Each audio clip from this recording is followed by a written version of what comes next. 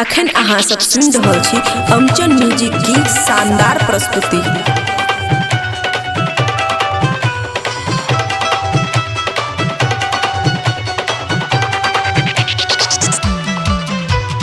DJ राजा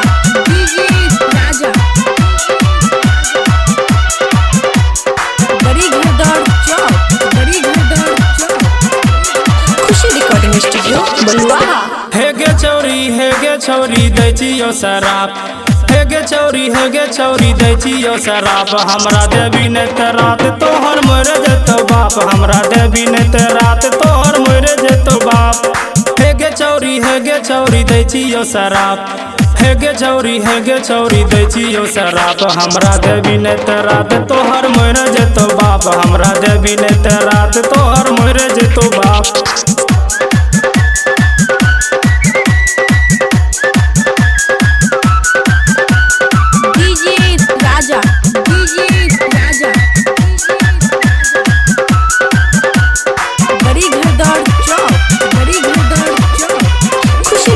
studio बलुआहा।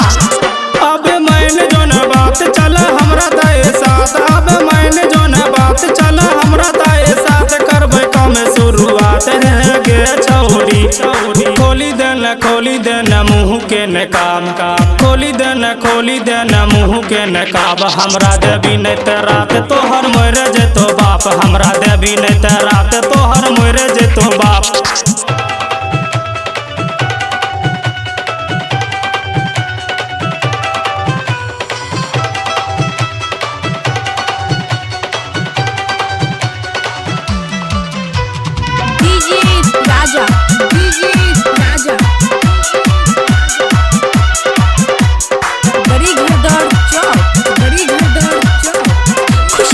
Studio बलुआहा। छियो बचपन के यार तोरा करबो है गे प्यार, छियो बचपन के यार तोरा करबो है गे प्यार। करबो हरदम इंतजार है गे छौरी, अबे बोल देना दिल के तू बात, अबे बोल देना दिल के तू बात। हमरा देवी नै त रात तोहर मर जेतो बाप, हमरा देवी नै त रात तोहर मर जेतो बाप।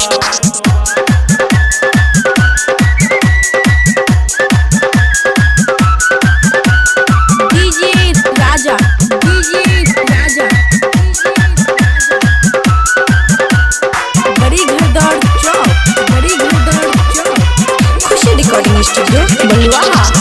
कोनो है तो न कलेश जियो माही मुकेश, कोनो है तो न कलेश जियो माही मुकेश। तोरा दे तो खूब डरे से है गे छौरी, अब चल सुमित जी के साथ, अब चल सुमित जी के साथ। हमरा देवी नै त रात तोहर मर जेतो बाप, हमरा देवी नै त रात तोहर मर जेतो बाप। हे गे छौरी दै छियो शराब, हे गे छौरी दै छियो शराब। हमरा देवी नै त रात तोहर मर जेतो बाप, हमरा देवी नै त रात तोहर मर जेतो बाप। खुशी रिकॉर्डिंग स्टूडियो बलुआहा।